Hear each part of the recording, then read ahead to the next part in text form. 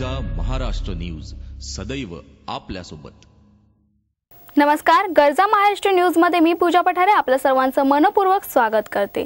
सुरुवात करूया आजच्या हेडलाईन्सने। देशातले पेट्रोल पंप मालकांनी पुन्हा एकदा उपसलं बंदाचं हत्यार। आपल्या विविध मागण्यांसाठी 11 एप्रिल रोजी पेट्रोल पंप बंद ठेवण्याचा घेतला निर्णय। मराठी चित्रपट निर्माते सांगतील त्यानुसार दुपारी 12 ते रात्री 9 या वेळेत मराठी सिनेमा दाखवला जाईल। सांस्कृतिक कार्यमंत्री विनोद तावडे यांनी घेतला यू-टर्न आणि 26/11च्या हमल्याचा मास्टरमाइंड झकीउर रहमान लखवी याच्या विरोधातील पुरावे असमाधानकारक। लाहोर हायकोर्टाने त्याची तातडीने सुटका करावी असा दिला आदेश। तुझा महाराष्ट्र न्यूज सदैव आपल्यासोबत।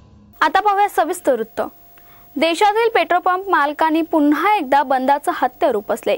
आपल्या विविध मागण्यांसाठी पेट्रोल पंप मालकांनी 11 एप्रिल रोजी एका शिफ्टमध्ये आपले पेट्रोल पंप बंद ठेवण्याचा निर्णय घेतलाय। 11 एप्रिलला देशातील एकही पेट्रोल पंप मालकांनी डिझेल आणि पेट्रोलची खरेदी करणार नाही असे स्पष्ट केले। यामुळे पेट्रोल डिझेलचा तुटवडा निर्माण होण्याची शक्यता आहे।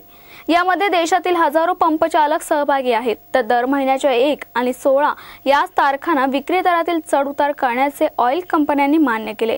ऑइल कंपन्या कोणत्याही तारखांना दर बदलत असल्याने पेट्रोल पंप मालकांचं मोठं आर्थिक नुकसान होत आहे। यामुळे दर बदलाच्या तारखांमध्ये सातत्याने आणि शिस्त आणावी यासारख्या अनेक मागण्यांसाठी हा संप पुकारण्यात आलाय। कॉम्रेड गोविंद पानसरे यांच्या हत्येच्या तपासाची सूत्रे कोल्हापूर पोलिसांसह नवी मुंबई गुन्हे शाखा पोलिसांनी हाती घेतली आहेत। त्यानुसार 1 महिन्यापासून गुन्हे शाखेचे एक पथक कोल्हापुरात तळ ठोकून आहे। पानसरे यांच्या हत्येला 2 महिने उलटले आहेत, मात्र अद्यापही कोल्हापूर पोलिसांचा तपास मारेकऱ्यांपर्यंत पोहोचला नाही। तपासात होणाऱ्या विलंबाचे पडसाद उमटत असून मारेकऱ्यांना अटक व्हावी याकरिता मोर्चेही निघत आहे। त्यामुळे गुन्ह्याचा तपास शीघ्र गतीने व्हावा याकरिता कोल्हापूर पोलिसांच्या मदतीला नवी मुंबई गुन्हे शाखाच्या पोलिसांनी धाव घेतली आहे। त्यानुसार उपआयुक्त सुरेश मेंगडे यांच्या मार्गदर्शनाखाली त्यांचे एक पथक गेले 15 दिवस कोल्हापुरात तळ ठोकून आहे।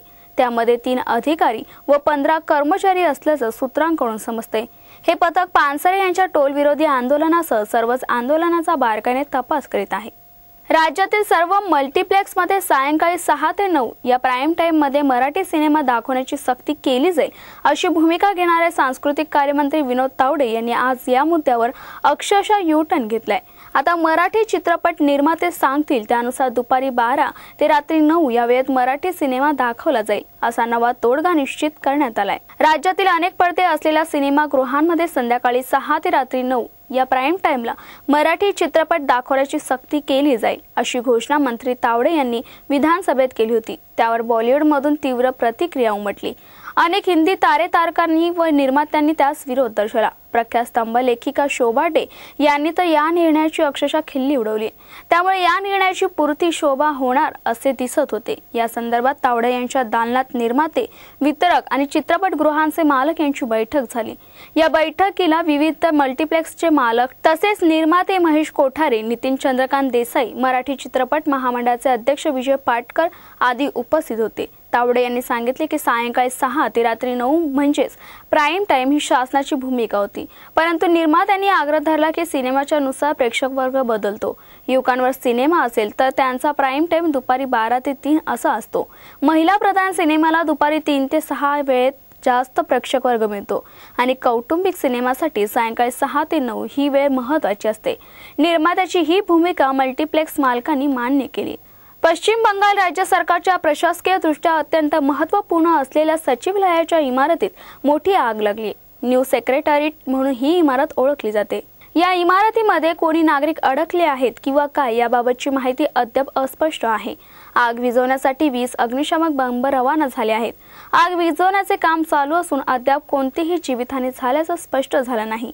या इमारतीमध्ये अनेक सरकारी विभागांची महत्त्वाची कागदपत्रे आहेत। 26/11च्या हमल्याचा मास्टरमाइंड झकीउर रहमान लखवी याच्या विरोधातील पुरावे असमाधानकारक असल्याचं सांगत लाहोर हायकोर्टाने त्याची तातडीने सुटका करावी अशी आदेश दिले आहेत। मला तुरुंगात ठेवण्याचा निर्णय बेकायदेशीर असल्याचं सांगत लखवीने उच्च न्यायालयात आव्हान दिलं होतं। त्याची ही याचिका मान्य करत हायकोर्टाने पंजाब सरकारचा लखवीला अटक करण्याचा आदेश फेटाळला। त्यामुळे लखवीच्या संध्याकाळी तुरुंगातून सुटका होण्याची शक्यता आहे। बॉलिवूडची अभिनेत्री मल्लिका शेरावत पॅरिसमध्ये घेणार नरेंद्र मोदींची भेट। मल्लिका शेरावत सध्या फ्लॉप आहे। तिच्या डर्टी पॉलिटिक्स मूवीला हवा तेवढा प्रतिसाद मिळाला नाही, मात्र तरीही मल्लिका चर्चेतून काही जात नाही। युनेस्कोकडून मल्लिका शेरावतला पॅरिसमधील पंतप्रधान मोदींच्या भाषणाचं निमंत्रण दिलं गेलं। त्या निमंत्रण पत्रिकेचा फोटो मल्लिकाने ट्विटरवर पोस्ट केलाय। ट्विटर, फेसबुकवर मल्लिकाने हे निमंत्रण पोस्ट करून पुन्हा पब्लिसिटी मिळवण्याचा प्रयत्न केल्याचं दिसून येत आहे। पंतप्रधान मोदींना भेटण्यासाठी प्रचंड उत्सुक असल्याचंही मल्लिका शेरावतनं म्हटलं आहे। जाता जाता एक नजर टाकूया आजच्या हेडलाईन्सवर। देशातले पेट्रोल पंप मालकांनी पुन्हा एकदा उपसलं बंदाचं हत्यार। आपल्या विविध मागण्यांसाठी 11 एप्रिल रोजी पेट्रोल पंप बंद ठेवण्याचा घेतला निर्णय। मराठी चित्रपट निर्माते सांगतील त्यानुसार दुपारी 12 ते रात्री 9 या वेळेत मराठी सिनेमा दाखवला जाईल। सांस्कृतिक कार्यमंत्री विनोद तावडे यांनी घेतला यू-टर्न आणि 26/11च्या हमल्याचा मास्टरमाइंड झकीउर रहमान लखवी याच्या विरोधातील पुरावे असमाधानकारक। लाहोर हायकोर्टाने त्याची तातडीने सुटका करावी असा दिला आदेश। तुर्तास वेळ झाली आहे इथेच थांबण्याची। तुम्ही कुठेही जाऊ नका, पाहत राहा गरजा महाराष्ट्र न्यूज, सदैव आपल्यासोबत।